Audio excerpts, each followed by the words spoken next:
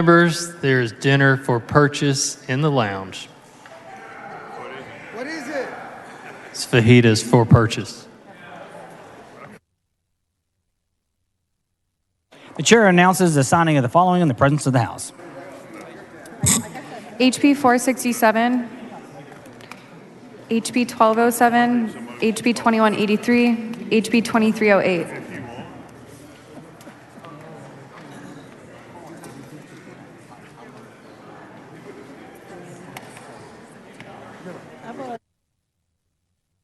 The chair lays out SB 763 as a matter of postponed business on third reading. The clerk will read the bill. SB 763 by Middleton relating to allowing school districts to employ chaplains to perform duties of school counselors. The chair recognizes Mr. Hefner to explain the bill. Move. Mr. Speaker, Ms. Hinojosa, for what purpose? will the gentleman yield for questions? The gentleman yield for questions. Yes. The gentleman yields. Thank you, Representative Hefner. We talked at length about this bill yesterday.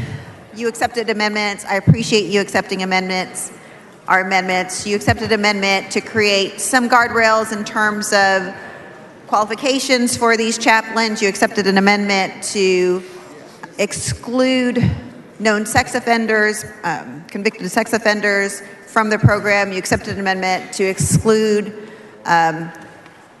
To require background include background checks for these chaplains, and I appreciate that.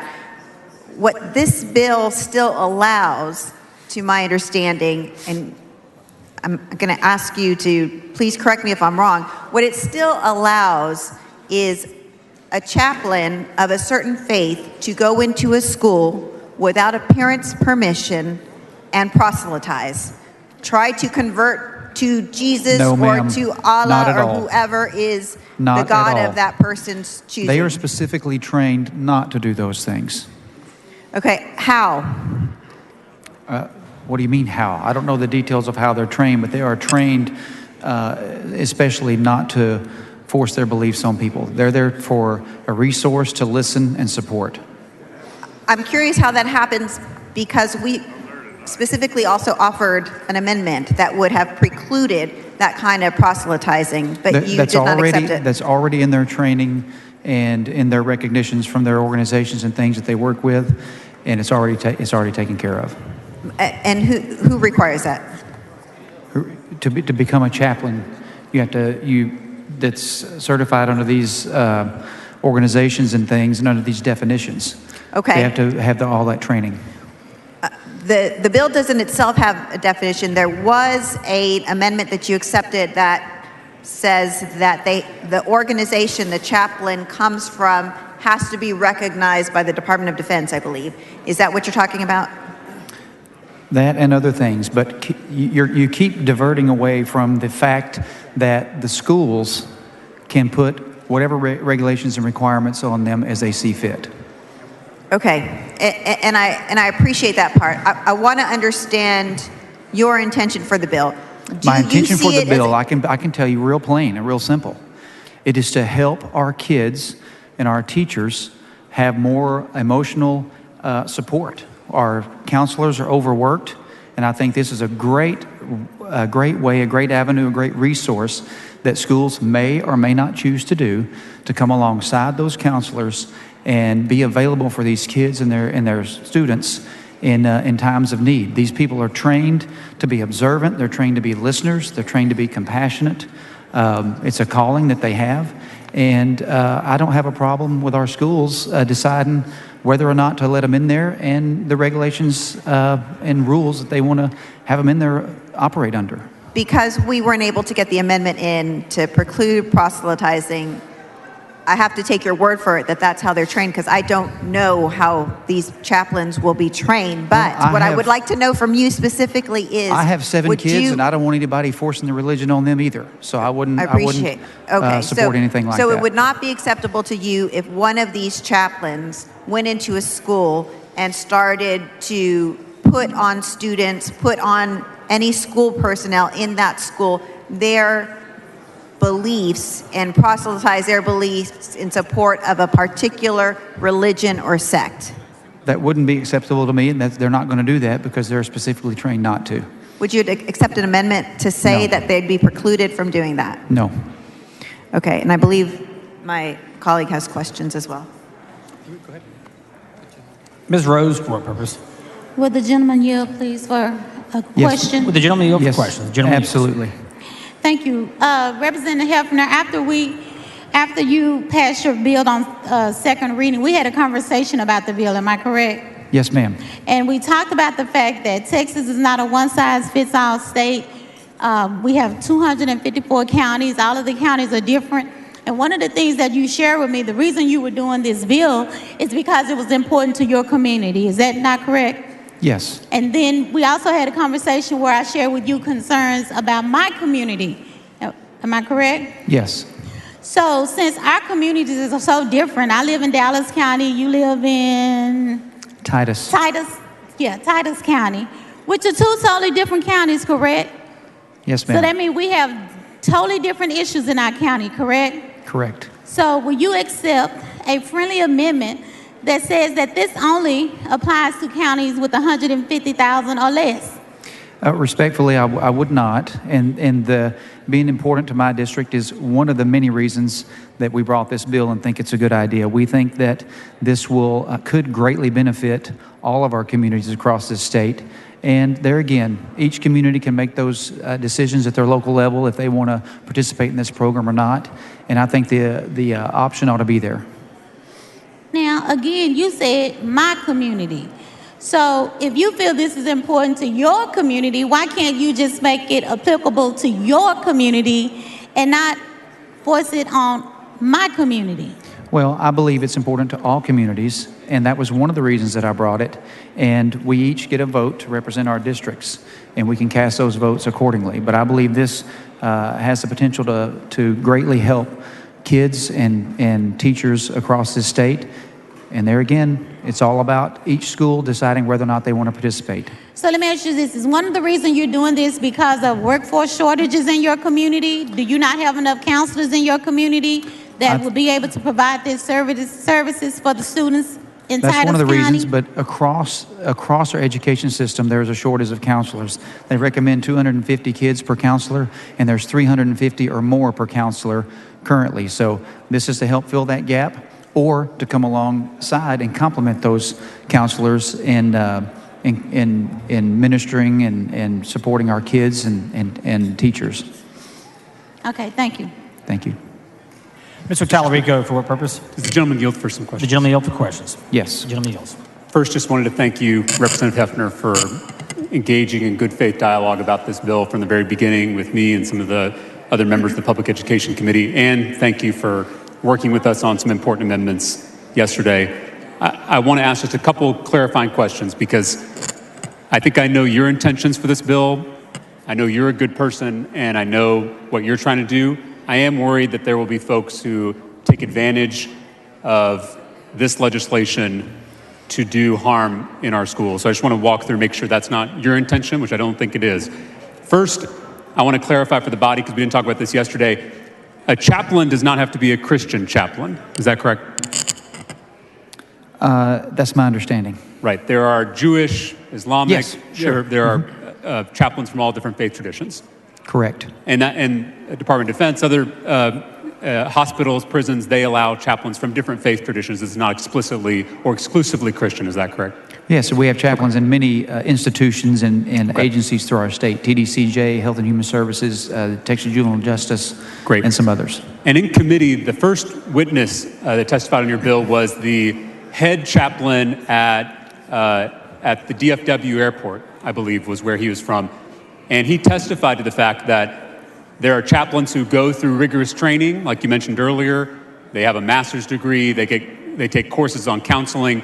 But there are some organizations that will call anyone a chaplain, and that's what I'm worried about. And I just want to ask you, yesterday I mentioned the National School Chaplains Association, and you said you don't remember having any affiliation or any conversations with that organization. But I just want to alert you to what they are saying, because this organization has testified for the bill in both the House and the Senate.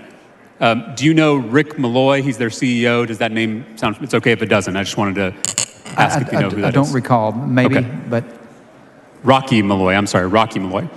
oh, Rocky, yeah, okay, yeah. So Rocky Malloy is part of this organization, and I want to read to you what their mission is. It's, quote, to use the largest national network, the public school system, to bring Jesus to an entire nation. And now that does sound contradictory to your stated purpose, because your goal is not to proselytize, it's to help students. So I just want to make sure you, Representative Hefner, don't share that goal of that organization. I Or that it's not the goal of your legislation. We have lots of, we have thousands of bills that work their way through this legislature, through this process. We have people testify for and against these bills, and I don't think that any single organization or person's testimony necessarily dictates what these bills will or will not do. And so I think we need to look at the bill. We need to read it for what it says. And I sound like a broken record, I know that. But this is just to help supplement, complement our counselors in doing the job that they're working really hard, a very valiant effort they're putting in. I know that that's a calling as well. And so we just want to help them out. Yes, and I know that's your intention. The only reason I get worried is when this organization is advocating for a bill, I want to make sure their intentions are not your intentions. That's why I'm asking you these questions. I've stated our intentions time and again, and I think, again, our school districts can filter that and control that as they see fit. I want to bring up one comment that Mr. Malloy made. Chaplains are not, this is him, quote, chaplains are not professional counselors. Children don't need professional counseling. They just need to be heard. Gentleman, time's expired. Mr. Speaker, Mr. Tallarico, move to extend time.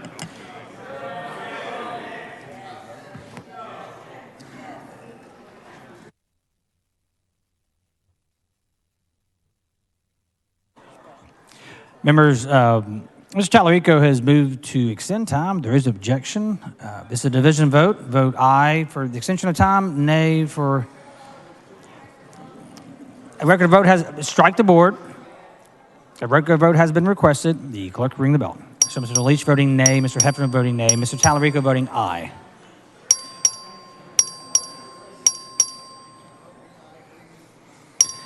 Have all members voted? There being 53 ayes and 83 nays, the motion to extend time has expired. Ms. Morales-Shaw, for what purpose?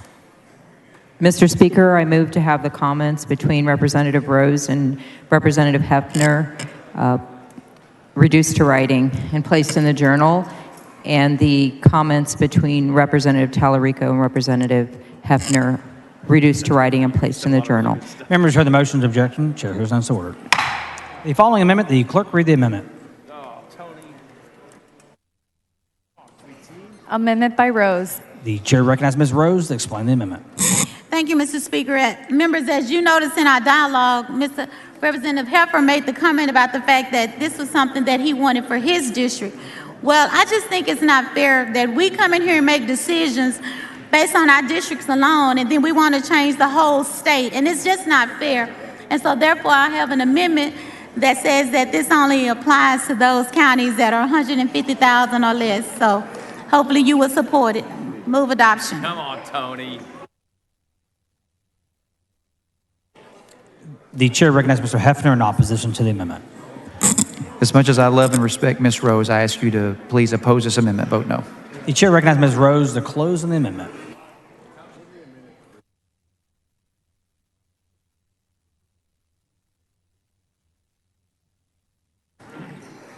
Again, members, Texas is not a one-size-fits-all state, and certain things do not have to be applicable to every county because one county is impacted. And I do believe that this should only remain with those counties, or should be bracketed to those counties with 150,000 or less. Mr. Turner, for what purpose? Mr. Speaker, would the gentlelady yield for some questions? Will the general lady yield for questions? Did you just say I wasn't the lady, Mr. Lee? She yields for questions. Yes, I yield for questions. Thank you. Yeah. Thank you, Representative Rose. So your amendment would essentially bracket this bill to counties of, did you say 150,000 population or less? Yes, with population of 150,000 or less. And that bracket would include Representative Hefner's school districts. I assume all the districts in his House district would be still able to participate in this program under your amendment. Is that right? That is correct. Titus County has, I believe he said it was 30,000 constituents in Titus County. So your amendment does not in any way affect the ability to implement this law in Representative Hefner's district and many other members' districts who support the intent of this bill. Is that right? That is correct. But what your amendment does do is say in your district in Dallas County or in my school districts in Tarrant County, they don't have to do this. Is that right? That is correct. And would you agree that in our larger urban and suburban school districts, that our districts are more, they're larger, and therefore a lot of times they're more complex and have a lot of issues that perhaps smaller districts do not have to deal with on a daily or weekly basis. Is that fair to say? That is fair to say, and that is my main concern because our issues do not mirror each other, and therefore I don't feel like it should be a one-size-fits-all for the state. Absolutely. And I know you probably talk to your school board members in your area like I do mine in my area. And my experience, and I'll ask if it's yours, is that our school board members in our larger school districts spend a lot of time, probably as much time as we do as legislators, if not more, on their jobs as school board trustees because of the complexity of those districts and the myriad issues they have to deal with, both on local level and in terms of trying to implement the laws that we pass here in Austin. Is that fair to say? Has that been your experience? That is fair to say, Mr. Representative Turner. And have any of your school board members asked you to please pass another law to give them one more thing to do? Contrary, no, they have not. Neither have mine. I think you have a good amendment. I hope the membership supports it. Thank you, Representative Turner. Yeah, I want to recommend. Move adoption. Ms. Rose sends up an amendment. The amendment is not acceptable to the author. The question occurs on the adoption of the amendment. This is a record vote. The clerk ring the bell. Sure, Ms. Rose voting aye. Mr. Hefner voting nay.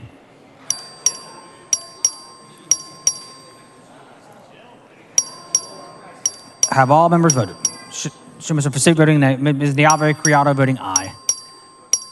Should Ms. Rose voting aye? Have all members voted? There being 62 ayes, 85 nays, the amendment fails to adopt. The chair recognizes Mr. Hefner to close on the bill. Thank you, Mr. Speaker. I just want to reiterate that we did add an amendment to require background checks and that anybody with a sex offender background could not qualify. Move passage. The question occurs on final passage of SB 763. This is a record vote. The clerk will ring the bell. Should Mr. Hefner voting aye, Mr. Leach voting aye.